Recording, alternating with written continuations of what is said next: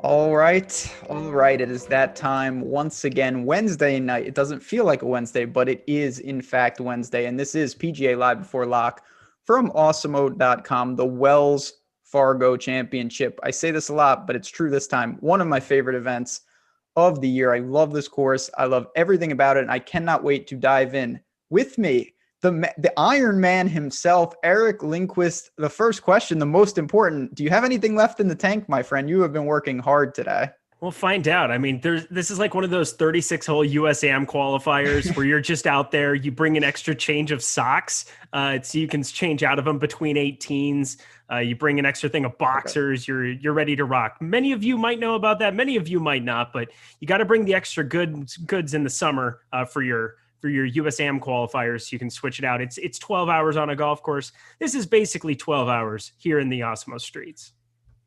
If you change your clothes on the stream, I'm not sure what that's going to do for views. I'm not going to lie. That's going to be a dangerous game, though. We're going to see if we can grind it out here.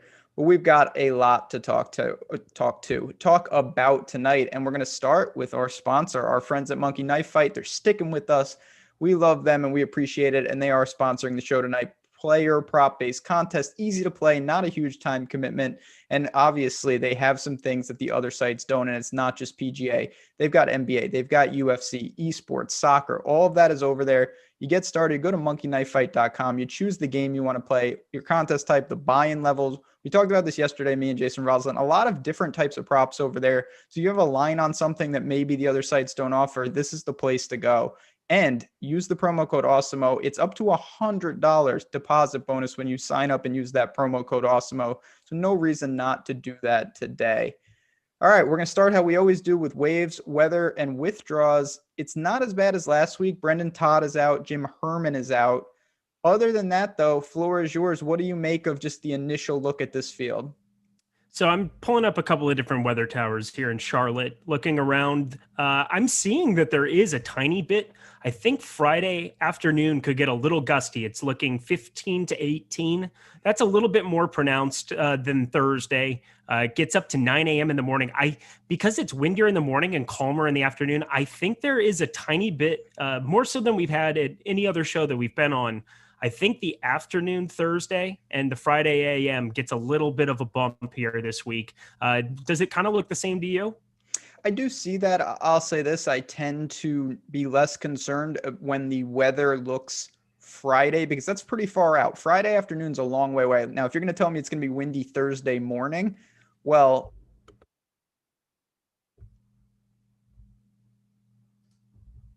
Hello? Did we just lose him? Oh, we just lost him. All right. Well, I'm going to continue going here while we get Ben back. But looking at the wind, he is definitely correct about that. Friday is a long time to be looking out, but looks like some of the wind there on Thursday morning kind of gets up to around 10. I think looking into that afternoon gets a little bit calmer, right around 4 miles per hour. And then I think looking at Friday, going over there, like wind is a little bit more predictive than precipitation is going to be. So I think finding a little bit of that tiny bit of edge to maybe give a small bump. I think if there's groupings of tee times in that Thursday afternoon, it shouldn't be too shocking that we can give it a little bit of a bump there. So I think that's kind of what I'm planning on doing. Nothing crazy. I try not to over project weather. Unless it's something like a British Open or you're seeing 20 to 25 gusts. But these are the best players in the world, 15 miles an hour and 10 miles per hour, not a huge difference between the two. But I think there's still a small bit of edge to be had going that direction. I think just kind of like starting from the top end, we'll try to get Ben here coming in. But while we're waiting, hit that like button, hit that subscribe button, hit that notification bell. All of those goodies go a long way for us.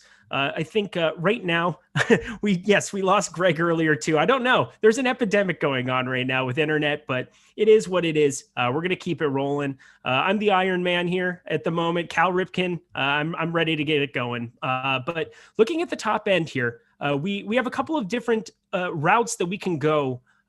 It's so crazy. We just had a bunch of things start to flood in ahead of time here. Jason sent me a DM over on Twitter looking at some of this Justin Thomas news about his putting. Now, I don't think it'll come as a surprise. Anybody who takes a look over at the PGA Pro plays will see that Justin Thomas is a guy that I'm on just about every single week. I just have good vibes with him all the time. It's been a little bit more difficult to trust him of late. That third round looked really, really nice last week, but for the most part, it's been a difficult ride for the last couple of weeks, coming off of the Players Championship victory. But I'm going to go right back to the well on Justin Thomas on the top end this week. I think 11,300, you're kind of forced into a lot of the similar builds, but I do like going to Justin Thomas on that upper end here. I'm really hoping for the most part that his ownership is going to be a little bit condensed on a week like this. There's just nobody who carries the win equity week to week like a guy like Justin Thomas is going to. I'm actually going to bring up his Twitter that we had going. If you look over on the Twitter sphere, there were a couple of quotes where, he was talking about how much better his putting has been of late, because that's definitely been his bugaboo. But he ended up replying to somebody in the DM. Somebody said, "Hi, Justin, can you explain why you have a different grip in the first video?" So basically, for people who don't play golf, he kind of has his right hand unattached from the bottom of the putter just to get a little bit of a different feel. Now, he gets a little complex here, saying, "My tendency is to have too much face rotation going back," which is true, meaning that he just kind of like slides it a little bit from the inside. His right hand gets a little bit too active, and then he has to rotate the face coming through. He says, "The right hand off the putter keeps me way more square going back and doesn't create that push drag stroke." So basically, that's a long-winded version of saying that he's found something, and we know the kind of pronounced ball striker he is. We got him back. We got him back. Look who's here. Can you hear me? I can hear you. This is I'm lovely. on a different computer, as you may or may not be able to tell. I can tell a little bit. I was just covering a little Justin Thomas. So did you see the Instagram video that he posted of him putting today? I did not, but I hope he's made some improvements from his 6 strokes. I've never seen someone have 14 strokes positive tee to green, -6 like that. It's one of the biggest spreads ever. I did not see it. What did he have to say? So I was just basically covering, he was talking about face rotation. He was getting a little complex with certain ideals in his stroke, but what it comes down to is the number one player in the entire world feels better over a putter than I think he's felt in a very long time. He was saying that my tendency is to have too much face rotation going back, which is true, just meaning that he was opening up the blade. Then his right hand, he was just taking it off. He was starting to make left to right putts, which I know isn't necessarily, I wish we had some data that I could basically see left to right to left putts, specifically putting tendencies that certain players have, because there's certain slopes on greens that force you into certain breaks or certain putts, what your downhill make rate is, what your uphill make rate is, because some players do like having downhill putts where they just get the ball started. Some players like to have uphillers where they can be more aggressive. It just varies depending on the stroke and the player. But I feel really good over investing on Justin Thomas, just like I do just about every single week over in the pro plays. I continually have him basically around number 1 or number 2. That's not going to change for me this week. There's no doubt. Yeah, I mean, obviously there's always an opportunity cost up top with Rahm, with JT, with Bryson. I like Rahm. I think he's the most well-rounded. I know he hasn't won this year, but you're splitting hairs. He's the guy I think long-term. So we haven't seen him at Quail Hollow in this setup. We saw him for the PGA in 2017, but we did not see him take on this event with this. And I do think that is something to keep notice. We're going to get back to golf in 1 second. I have to say to you, what were the chances to cash the parlay ticket that 2 people with a show with you have lost power in 3 hours? You are just killing the East Coast, my friend. Yeah, no, it's all me. It's my fault. We have a thing on the tip off with Kayla's camera. It's basically that version, but now I'm turning off internet. So I am the all powerful genie and everybody better bow before me. No, that was a joke. Yeah, I have never, it's not even raining that hard here, but you know what, chat? I made it back. We're ready to go. So looking at the top, we've talked about some of these guys here, and I just quickly want to go to Valspar. We didn't see many of them last week. We did see JT, and you talked a little about that. Do you take much away? To me, it's such a different track. Copperhead is very difficult. It's more technical. I think this is more driver heavy. It's always good to look at the results, but what do you make of Valspar last week before we dive into the true field this week? So I've been doing a lot of digging on JT because I've just been trying to figure out what's going on with him. When you have somebody who's 11-3, you basically are saying you need to top 10 for me at this point in time. It's very hard. Even at 18th, it was difficult. I had a couple builds that still did all right. He made a push on that Thursday 67. There's two things that I really take out of it. And to play devil's advocate on myself, he had 3 eagles that basically shadowed a lot of his poor results. You talked about his putting. It's just been garbage of late here. But strokes gained tee to green, 13.2. Am I looking at that correctly? That's a large number. Yeah, it's insane. And so if you're telling me that if he tells me that he's feeling somewhat better over a putter, because it was impossible to watch him play last week and not be a little disgusted because he hit the ball better than anybody in the field. So I'm very, very excited to overinvest. The ownership isn't really there in a meaningful way. Maybe this Instagram video takes the world by storm here, but just like I do every single week, I want to invest in the best players in the field. He is the best player in the field. I'm going there. Yeah, I mean, listen, I'm not going to push back on that. I think up top, the bigger question is really how aggressive can we be? And we're going to talk about that certainly as we work down. But I want to get to these top end options. We talked a little about the big three, I guess you could call them. But you've got 3 other guys north of $10,000. We've got Xander at 10.5, Webb at 10.2, and then Rory at flat 10. Now, you can look at that price and say, my God, he is probably the best at this course of anyone in the world. Or you could say, this is a guy that can't even make the cut right now in an 80-man Masters field. How could I pay 10K? What side do you lean on with these 3 options? I haven't heard anything this week, which I'm very excited about. I've kind of been in my own little bubble here, just grinding NBA, MLB, and now PGA. I've been really taking a look at Rory too. There's a lot of problems that I have with Rory. I don't think he's going to be traveling to any golf course in his current iteration and being able to contend. Like if there was a golf course where I wanted to get on Rory McIlroy this week, it would be this one. But that ownership has me just going light. I can't go there at this number that he's currently at and feel good about it. So I'm just hard pass. Yeah, I mean, listen, I'm not going to say hard pass for me because I still have some interest and I do think it's trending there. But I was a little surprised. I thought we would get major leverage there, and that's not the case. I think people are weighing the domination of him at Quail Hollow pretty heavily. That was a long time ago. I do think Rory still has more than he showed, of course, at the Masters. And long term, he's going to be fine. But I do find myself certainly looking to Hovland, certainly looking to get up to Rahm. What do you make, though, before we move on? I do want to quickly ask you about Webb. He does it differently. He's not going to dominate off the tee. He's more of an iron and putting type guy. Do you have interest there at 10-2, or are you kind of just indifferent to the play? I'm torn on him. I'm very, very torn. I've for a long time felt like he was one of the better putters on the planet. And I think we're seeing that. Like he does it differently too. Like that's kind of what he does. He just finds a way to get the ball in the hole. He's kind of managed his entire golf game here to basically be revolved around there, but not the greatest off the tee. And I think that becomes kind of a problem off here at this golf course. But he's from kind of the area, went to school in the area, at least I know, Wake Forest. And so Charlotte, not terribly far away. Winston-Salem, maybe it is. I just know that it's basically kind of that area. And he probably has some good vibes going here, but I can't play everybody at this top end. And I think being forced into some of these JT builds, because I'm going to be triple the field at least there on his current ownership, forces me into some other plays. It's hard for me to really fit another 10 guy in some of my major builds. So definitely going to be lighter there, but is what it is. Yeah. I mean, listen, I did find myself, I will say it's funny. We just had a message about this in our internal Slack a little.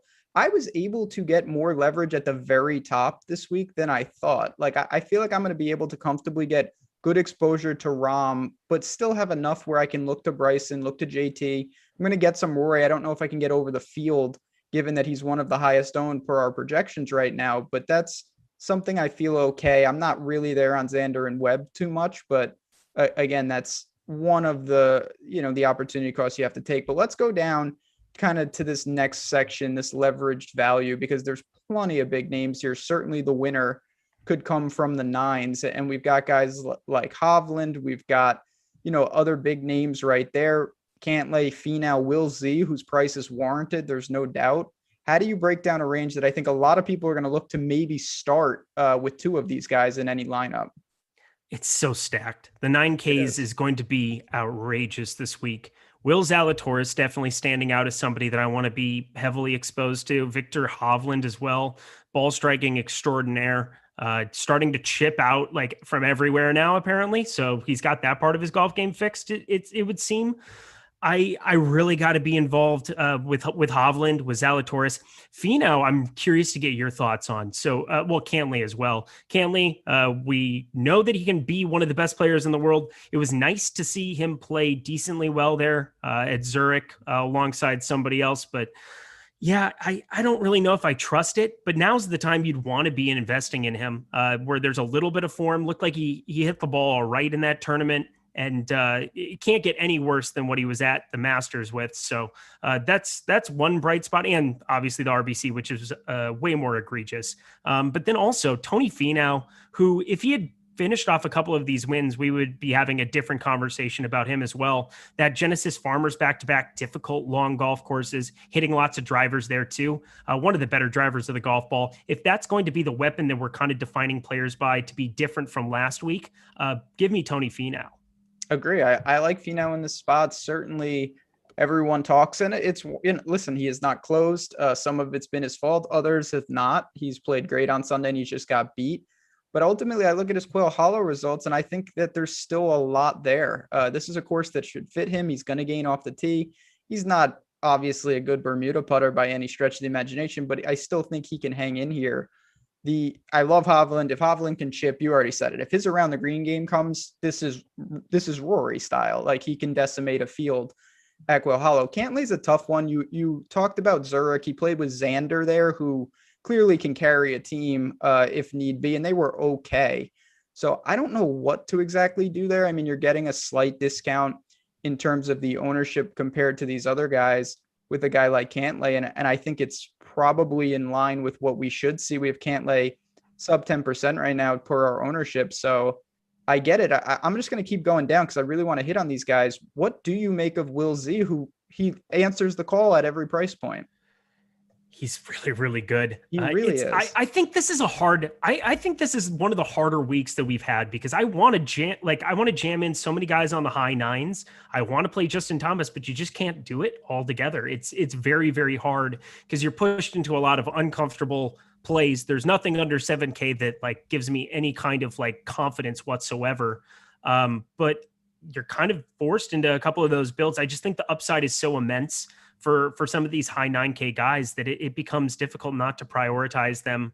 But Will Z, as you said, just answers the call in every regard.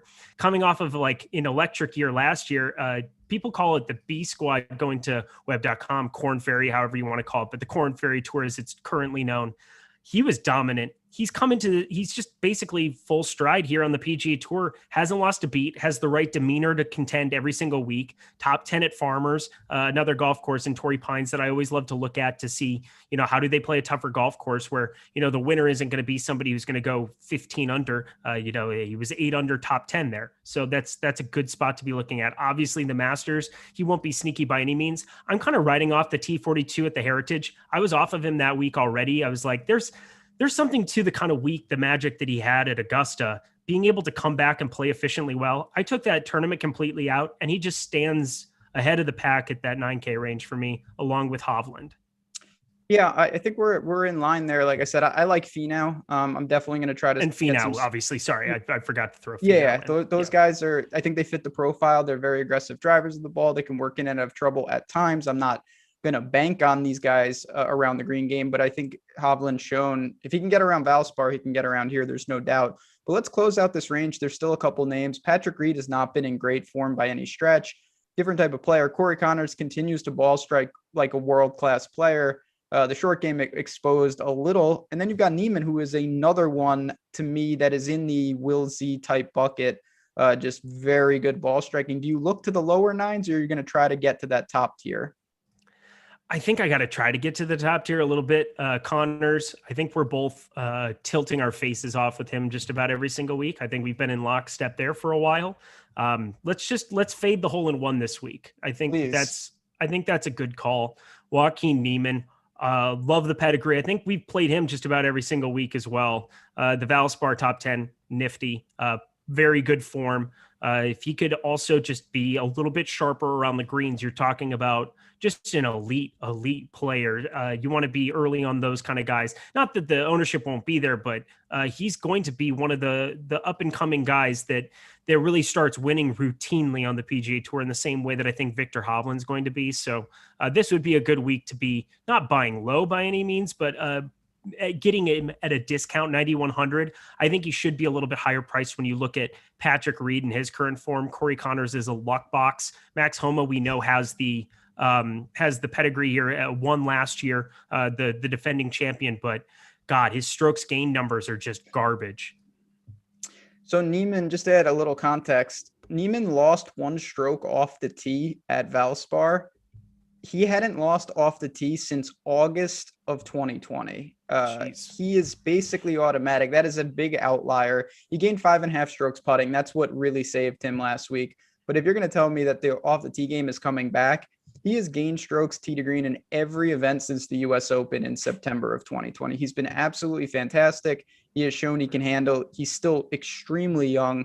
This is a guy that I think you can honestly, at these price points, you can almost blindly play. It doesn't mean you jam him, but he's going to fit most builds if you have that salary left. So absolutely no problem there. But as we move on, chat, I can't even see you because you don't even want to know what's been going on here. I'm on a different computer. I'm going to ask for some likes. I won't know if you give them till tomorrow, but you know what? Do me a solid, do Eric a solid. This guy, who knows what's going to happen. I'm expecting a meteor to crash into the house and you're going to have to go solo once again. But chat, we appreciate you guys sticking with us. Who knows what happened when I was gone. I'm going to play back the tape. I hope there was no shenanigans going on, but we appreciate it. Subscribe to the channel, hit the notification bell.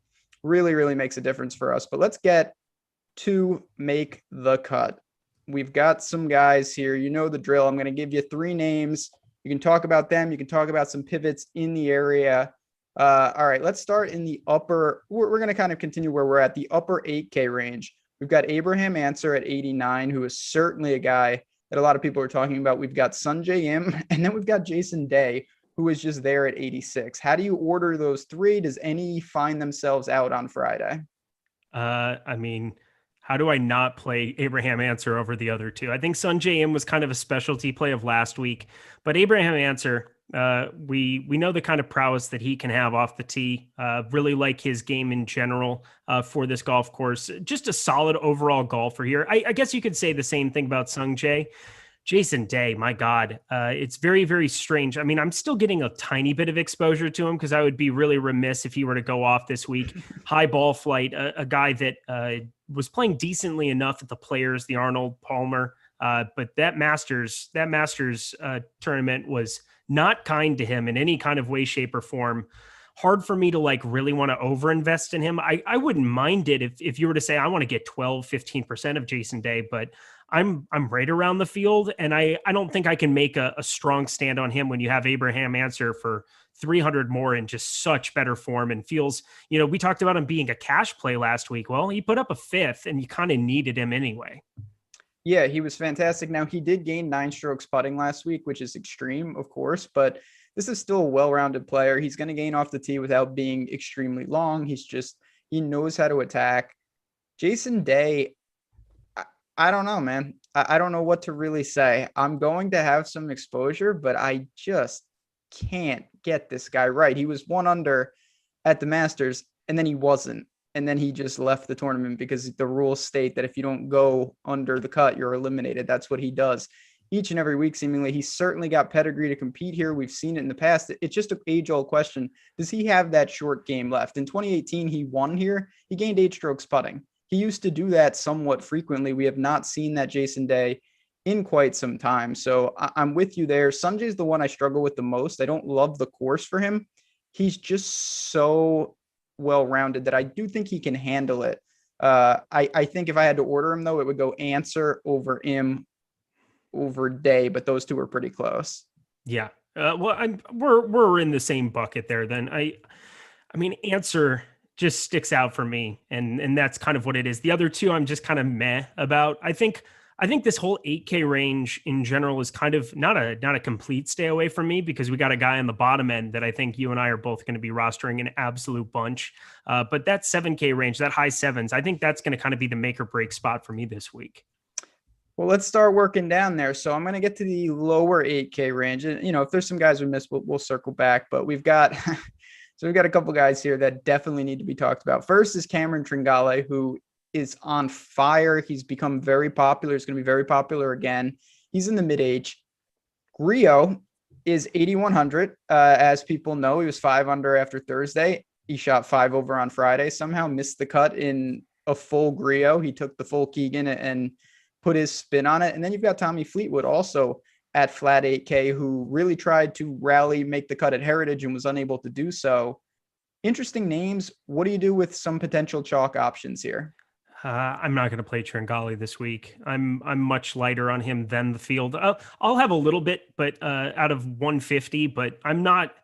God, it's just so hard for me to want to play Tringale. Not that I look at greens in regulation too much, but in his last 6 tournaments, 58.3% of greens hit at the Valspar in general. I know that they're a little bit smaller than the average green size on tour, but I don't know. I don't feel that great about going to him at that bottom end if he's going to be super popular like he is. He was kind of a guy that you wanted to get lower owned. Well, with the strokes gained total that he's displayed in the last couple of weeks, he's going to get there well up, almost 5 strokes gained putting over his last 6 weeks. That's unsustainable type stuff. I'm going to have to go elsewhere, I think, at this range. Bubba Watson, I don't mind at 8,300. Okay. Bubba Watson, just horses for courses kind of a thing. I mean, if you give me a driver contest, somebody you can kind of like work it different ways. The putter's always in question for me with Bubba. He really needs to start spiking it, but it's been good of late. It's been good the last couple of weeks for the most part. So maybe invest there. Shane Lowry, I never know what to do with. I always get to a little bit by default because I would really hate to miss him, but not the greatest strokes gained off the tee. Maybe that's kind of the one knock that we can have about Shane Lowry, but you go down to Emiliano Grillo and you don't have that problem anymore. You just, might need to give him a broom. Yeah, you got other problems. So what do you just, I mean, I know it's not a one size fits all type question, but when you see someone like Grillo, I mean, you're obviously an experienced golfer. Do you think there's a difference between seeing a guy shoot 66 and then 76 versus just shooting 71 2 days in a row? Yeah, there's a big difference. The ability to go low. There's a lot of golfers I play with who are around scratch golfers who have never shot underneath 69. Now, we don't need to have that conversation. This is a PGA Tour quality player, but the ability that he has to just dominate a field striking a golf ball is meaningful because it spikes your upside. There's going to be days where the putter feels better, and he's just going to start rolling them in. We saw a couple times at Heritage, he can get these hot rounds going.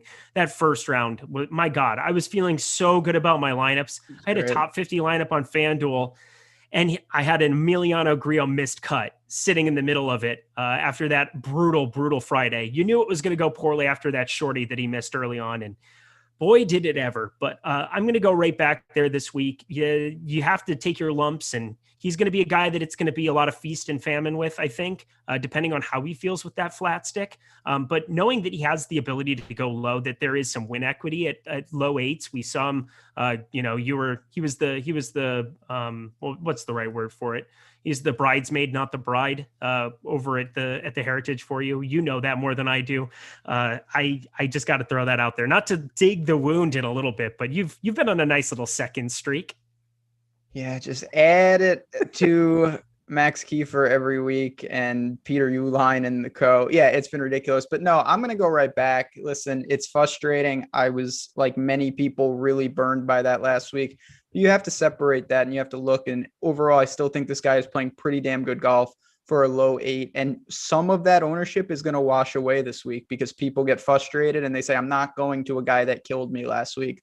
So we have him coming in, just north of 10%. I truly believe that if he would have made the cut on the number, he would be 5 to 10% higher owned, in terms of adding some ownership projection. And that's just the nature of it. So I'm going to go there, but I got to pass it right back to you on Tommy Fleetwood. So he is someone you can check out our betting video, me and Josh. I like him in the betting market because I got 70 to 1. And I still believe that there is a top end but man, he has just been all over the map all year. What do you make of him? Are we going to get him vintage Tommy Fleetwood, or is this just a pass for you? Pass, hard pass. Strokes gained approach, abysmal of late. Not anything that to write home about. Putter has been bad as well. You want to talk about bad putting? He's almost been worse than just about anybody else in this range. He's been worse than Griot over the last 6 weeks. Total strokes game.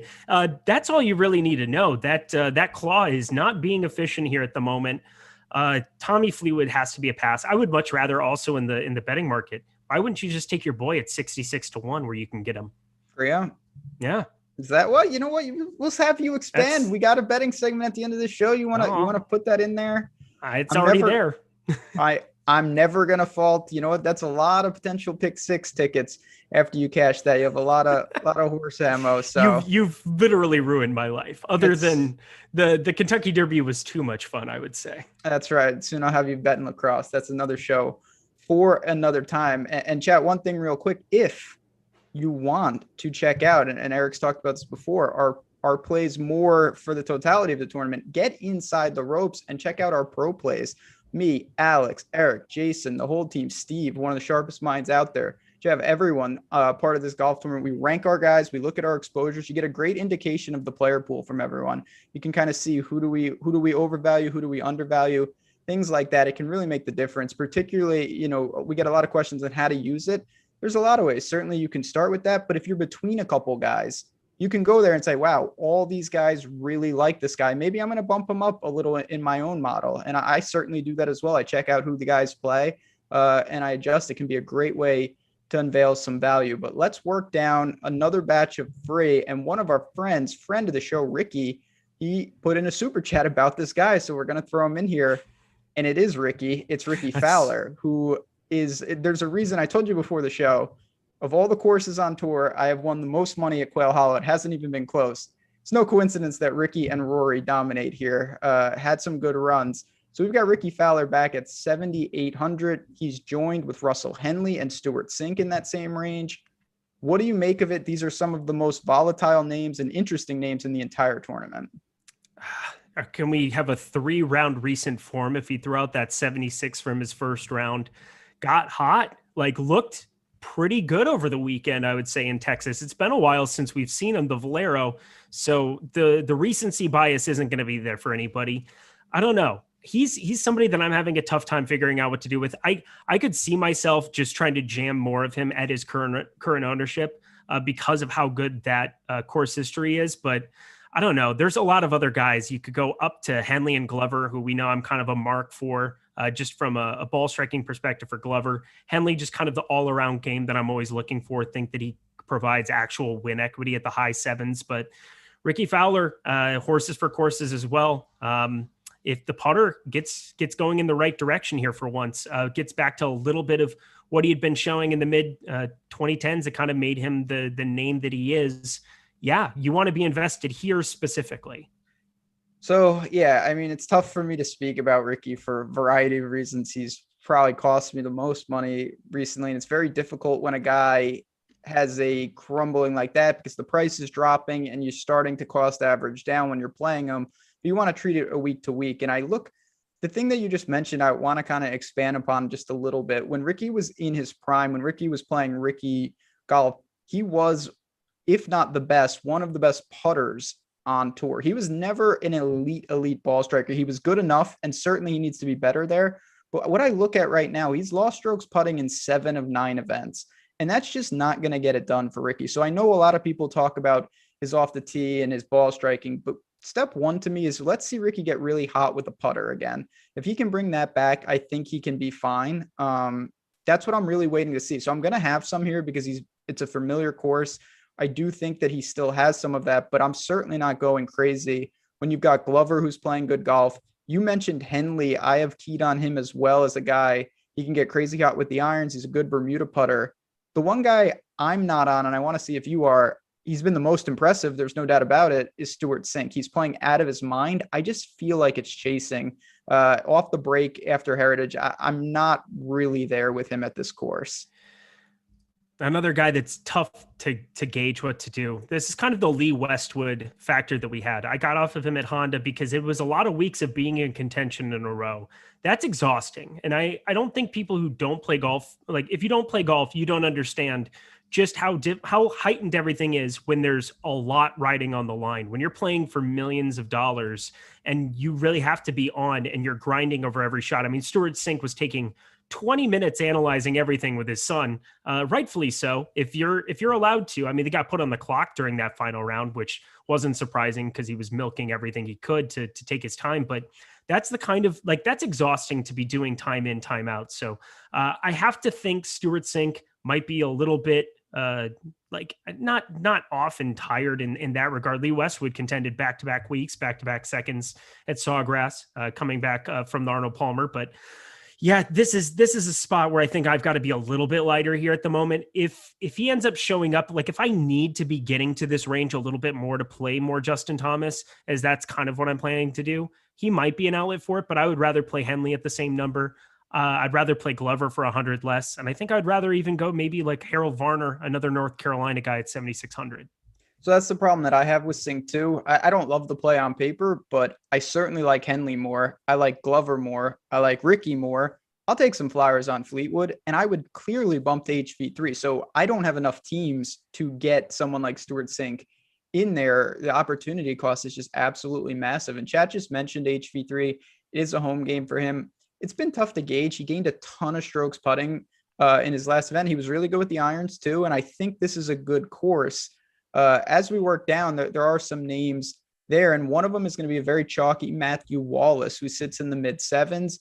You've got EVR, which I don't even know why I put him. He doesn't even deserve to be on the run sheet. No offense to EVR. Easy. So I have an EVR talking point. Don't do that well, to me. We're going to hear it. And then Aaron Wise, who is getting a lot of love, which is shocking. Normally, I'm the only one talking about him. A lot of people seem to be on that. So what do you do as we work down? Feel free to talk about Joel Damon, who was there. This is really the mid to lower sevens. So I'll start with EVR because we were just trashing him here a second ago, and that's an okay thing to do with his current iron form, with his current putting. Both of those don't look very nice, but out of anybody in the entire 7K range over the last 6 weeks, 3.2 strokes gained off the tee. I am factoring that a little bit more than we've had in recent weeks. Feel pretty good about investing a little bit of a couple dart throws on Eric Van Rooyen. Nothing that I want to be putting in 3 max or some of my main 20 max stuff with like a resounding frequency, but like put him in your pool. I think that there is some upside that exists there. More so than probably the field does, than obviously you do. That 14th at the Texas Open, not too shabby there, 71.68, 72.71. Hit the ball pretty darn well over the course of that. Another guy who needs to get that putter going. But yeah, the strokes gain approach is really the main red flag for me there out of that whole grouping. But I'm happy to take some shots on that range. Another guy down here, Sebastian Munoz, starting to get a little bit of ownership, which really doesn't feel good for me. But I've been betting him a lot as first round leader. Kind of gets out of the gate hot. We saw that when he came out here to California, played over at Sherwood, ended up winning a first round ticket for me there. So I have some good vibes from Munoz. Can get really, really hot with the putter at times too, but strokes gain total, that's really kind of the thing that you're looking at. Not a great putter long-term by any means, but him and EVR at 73, 7,200, definitely guys I'm getting exposure to here. I think just being a little bit over the field on both of them is something that was definitely showing up in my PGA Pro plays, and I'm going to stick to that. So I will say for EVR, I like this course for him because he can lean on the driver a little more. He needs to flip the putter. He's going to have to do something else because the irons, they don't have to be great if he's crushing off the tee, but he's got to make a couple putts. Munoz is interesting because he's a notoriously erratic Bermuda putter. And I know that's digging a little deep, but he can get crazy hot. We've seen some explosive putting weeks and rounds from him, and most of that has been on Bermuda historically. Off the tee has been all right. His game is not in great shape, but again, when you're talking about large field tournaments, you almost want that because if it was, he'd be extremely chalky. He'd probably be cash viable. I think that guy is Matt Jones in this range. He's playing really consistent golf. I have no problem going to him in cash. He's only missed one cut this entire year, coming off of 26 at the Masters. Everything checks out. I just don't think the upside and the volatility is as much as I would want for large fields, particularly if you're trying to leverage with that spot. Last guy to bring up, because you led off with him, and I think we have to revisit it. Matt Wallace is a guy that I am really having a tough time right now. I'm at the field on him, and I would like to change that stance one way or another. Can you sell me on him a little bit? Because right now, I don't know what else to do, because I know that he can go out and absolutely burn me. Has been in really good form here the last 4 weeks, going back to that third at Valero. I thought he was going to kill his caddy. He didn't. That was good. But Matt Wallace, a hothead who can get really, really hot in a lot of facets in his golf game, but just such a bad chipper of the golf ball. On longer golf courses, you're going to miss greens and spots. You're not going to hit every single green. It's hard to go on an autopilot on a 7,500 yard golf course, especially a par 71 with such long par fours. You're going to be missing greens. I kind of factor a little bit of around the green game more. That makes me want to get off on Wallace. Do you have a stance one way or the other? So I'm a little surprised that he's as popular as it seems. That was step one. I really didn't see that. So immediately there, it's not to say I won't play him, but I have to look and dig a little deeper, which I did.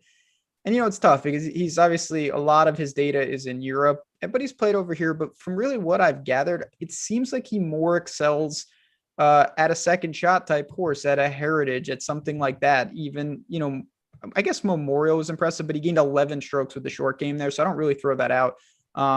Those type of courses, Honda, things like that. I'm not sure. I don't want to say he can't handle this, but I'll say this. I don't think this is the best course for him long-term. And when you're looking at a range where there are other guys, HV3 we've talked about. I think Matt Jones is very safe. You've mentioned Munoz EVR. And then we'll go down to Aaron Wise and Cam Davis, Kyle Stanley range. These are guys that I think they have some skills that are adaptable here. Certainly when Wise was playing better, he showed he can handle this. He was runner-up here. Cam Davis is an aggressive driver of the ball, and Kyle Stanley loves long par fours, which you do have to face at Quail Hollow. So you've got these type of guys. Can I convince you to go to those low 7K guys, whether it be Wise, Stanley, or Cam Davis? Or Keith Mitchell, if you want to throw him in the bucket too. Another just masher. Well, yeah, 7K, Keith Mitchell, yeah. Why not Keith Mitchell? He lost 12 strokes putting last week. I'm aware. That's one bad putting week. We got a new golf course. We got a new situation. I know. No, that should be cute. I'm not for. I know they wipe the scores clean. If you go that, you should have to start with some type of penalty. -12. That's almost impossible. It's not good. Emiliano Grillo missed the cut too. It's the same thing. They made the same amount of money last week. Keith Mitchell does certainly mash off the tee. I don't know what else to really say. I will say he had gained in 5 straight events with the putter. And then dead last in putting I just grouped it. Yeah, I mean, it was I'm sick. That's a whole different level. Again, I think that's a range where you're going to look to sprinkle. You're going to look for flyers. I don't feel confident. None of these guys are cash viable. You don't need a ton. Johnny Vegas is another. These are guys that you can look to maybe round out balanced lineups. Maybe they're your 5th man in aggressive lineups. I like Kyle Stanley. I think I feel like he's under the radar. He's only going to be a couple % owned. None of these guys are good short game players. I think that's kind of the opportunity cost and the risk you have to take.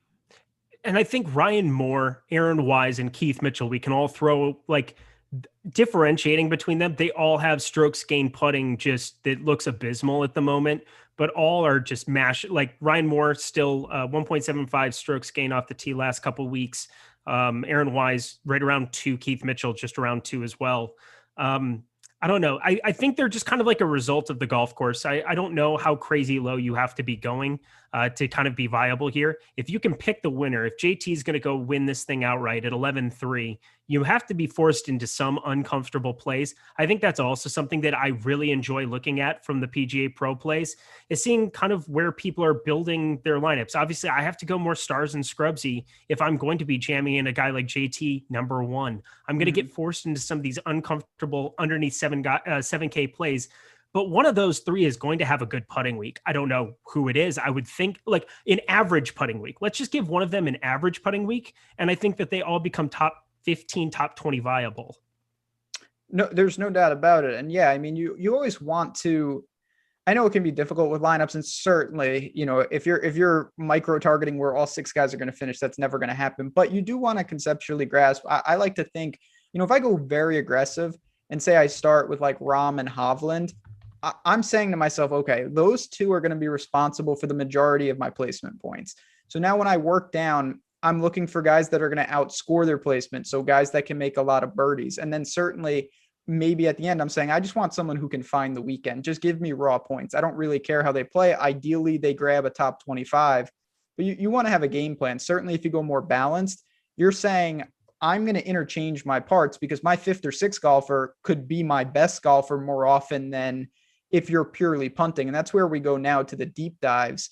Your boy, Bo Hostler, props to you. Thank you. Cashed a plus ticket on a dude for making money. A cut. But we may need some of these guys, and there are names, certainly Doc Redmond's down here, Wyndham Clark, Luke List, who missed on the number again. He could not buy a putt. Can I interest in any of these high 6K guys? Where do you look for salary relief? It's so hard in this range. It gets so bleak. This upper six is, I was kind of hoping you would have some goodies for me because I, again, am trying to go more Starsy and Scrubsy.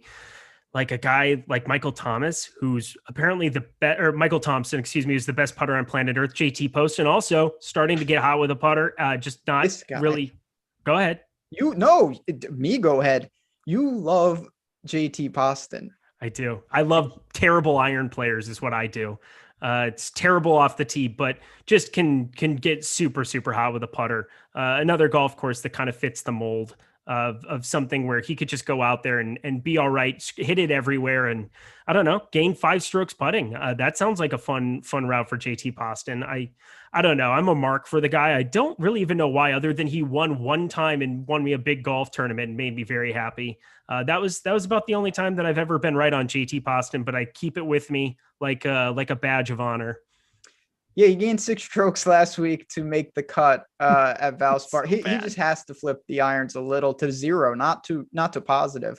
It's been really bad for a while. Troy Merritt's fitting that build. I'm going to try to talk you into a little Luke List. Okay. This is a guy that, listen, we know what we're getting. Again, he had opportunities.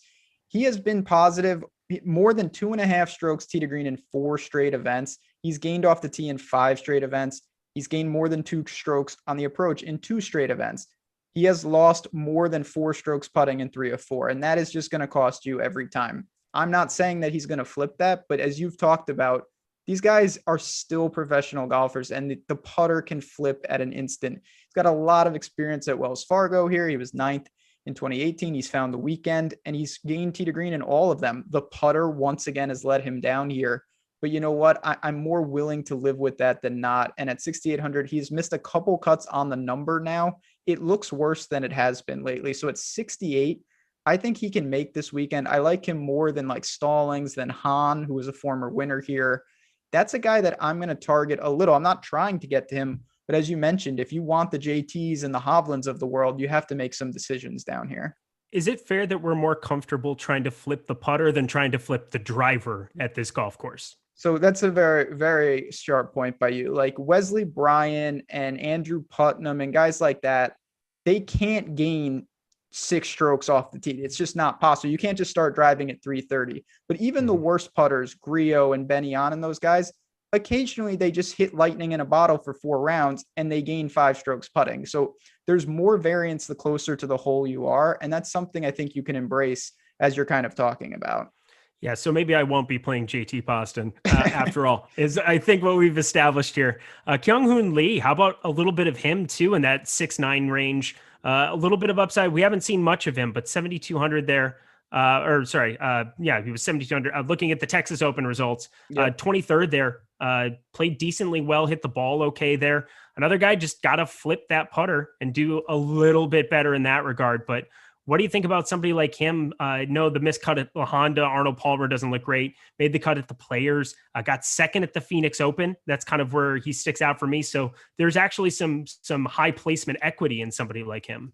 Yeah, I mean, again, I think that it's a pretty simple thing. If you're looking for a guy down here who's playing well and stats grade out, you're not going to find him because they wouldn't be in the 6s. So you're going to have to embrace some missed cuts or some pretty spotty, like JT Poston's form in terms of ball striking. KH Lee is certainly someone, he's found the weekend more often than not, but the putter's been negative in all 5, not great finishes.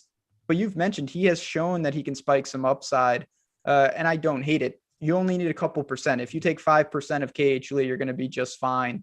You don't need to go crazy. But one thing, and we rarely do this on this show because we don't have to. So normally I say, is there anyone it's 65 or lower? But this week, we have to pick this guy out. Justin Sue was a late add to the tournament, and he is 6,100. And that is just obviously, to me, a misprice. It doesn't mean you jam him in, but what do you do with that? He's going to be very popular relative to 61. He might be 10% owned, which is enormous down there. How do you handle a situation like that? I think I'm going to go over the field at this point in time. That's the one guy that was sitting right around 10% for me when I was building this morning. Woke up nice and early, made sure I got my pro plays in on time. I didn't have my second vaccine shot, so we're gonna give Jason the okay on that one. He was out there hustling for all the people in the world. But 6,100 Justin Sue, it just sticks out like a sore thumb down there. I don't know what else to do. If I want to try to go to as much JT as I'm planning on, he feels like the easy route to be able to do it. And if he plays even decently well, if he top 35s, top 40s, I would be ecstatic at that number. He's done that 4 of his last 5 here, throwing out the 2-man tournament where we're going to disregard all things there. I feel pretty good about Justin Sue. Obviously sticks out like a sore thumb amongst everybody there. I don't have to play Batia. I don't have to play any of these other dudes that I was really thinking about. Maybe he ends up a little bit higher owned than what we think because it is that egregious of a price for somebody of his caliber. But what are you planning to do with them? So it's just so difficult to, in some lineups, to not click Justin Sue because it's not just how he plays. He unlocks permutations that you legitimately can't get without taking someone that low. And that's so intoxicating, to be honest. So I find myself trying to temper expectations because even Joe, I think he should be around, high 6s, low 7s as Awesemo, as Alex is kind of projected using our premium projections. He's about a coin flip to make a cut. It's very difficult to make a cut in a 156 man field. So this is this guy's going to crush value. If he makes the cut, he's going to crush value. So it's a definitely risk reward. But when I found myself really liking Rahm and really liking Hovland and Finau and these types, I knew that Justin Sue was going to play a pretty important role for me this week. And that ultimately ended up being the case. Same. It's not Bo Hostler. You're not rostering Bo Hostler down there at the bottom end, which again, what a weird thing to be betting a guy who's like a plus 250 to make a cut on the PGA Tour. But what a time to be alive. What a time to be alive. All right, we got a couple minutes left. You've been very, very sharp with these. Any bets of the week? I'm going to just throw mine out. I've been doing the same thing on the show, and this has actually been working. Like I said, I've got my contenders video up, but I've been hitting these top 10s. Keegan was in the mix last week. That was great. We had a couple, Peter Uline, a couple weeks ago. We've got 3 guys here sitting 12-1 in top 10s. We've got Luke List at 12-1, Johnny Vegas at 12-1, EVR at 12-1. I think if you take those 3 guys, obviously you only need to cash one, you're coming out way ahead. Those are the type of flyers for risk reward that I don't mind taking a little exposure to. But what does your betting card look like this week? Wait, did you say EVR? Oh, yeah. I'm warming up to your boy. 12-1 is a pretty good number on a top 10. I'm going to add that in too. Come on. I was going to say, first of all, not to be pointing it out there, but just to be able to sway you feels like a win. Like being able to give you somebody that you're like, okay, looking at this, I'm going to play him too. That makes me feel like I've done good work here. Can't wait for him to shoot 78, 77, but you know what? It was good while it lasted. I enjoyed it. My betting card is very specific this week. I have a winner. I have a top 5 and I have a top 10. My winner, I think I already said it earlier, Emiliano Grillo. Okay. I think there's no way that I'm not coming off of him at 66-1. You were talking a little bit about going a little bit higher. Who did you say at 70-1? Fleetwood.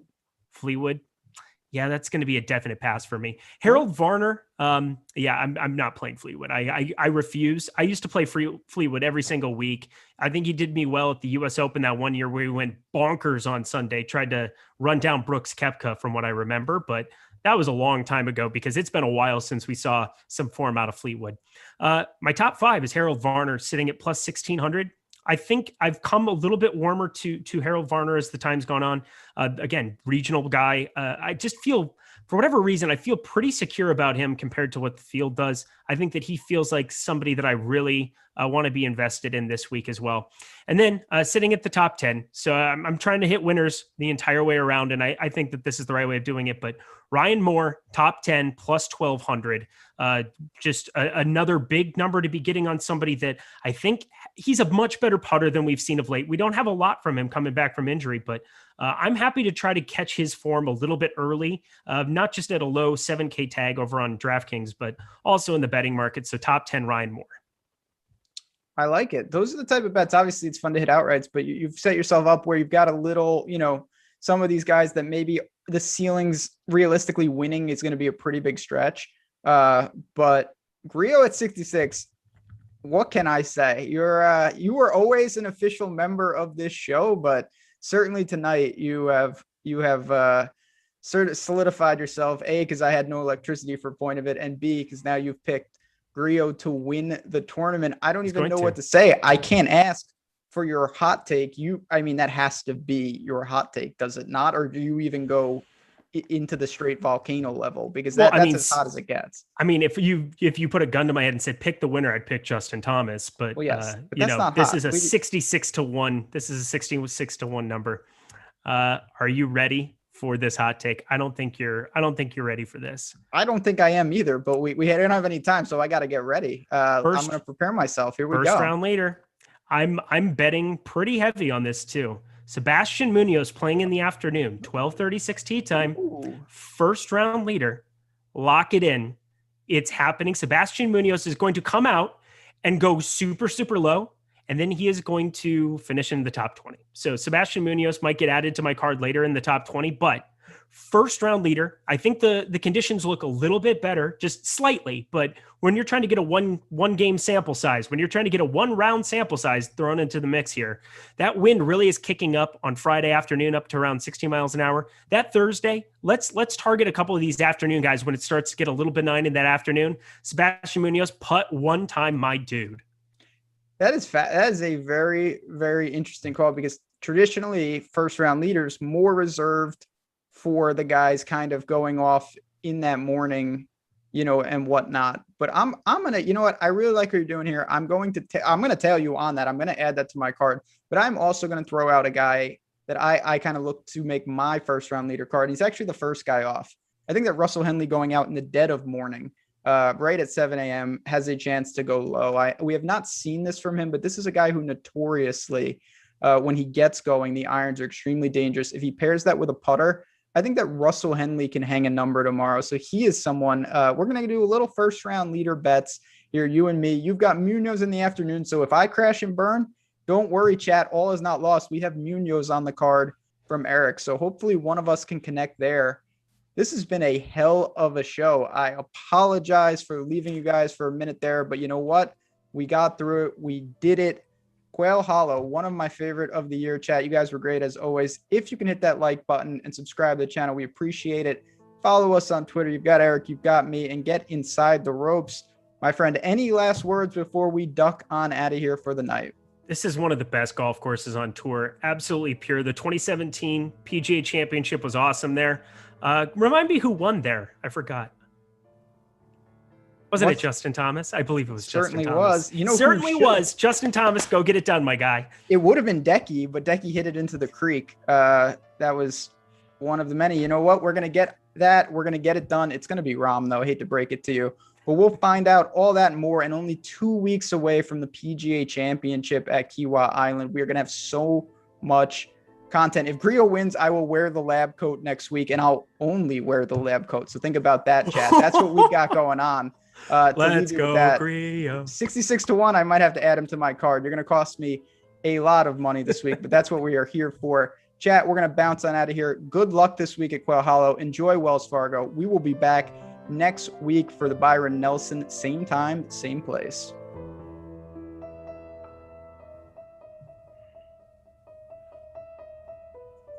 It's only right after you got me into horse betting.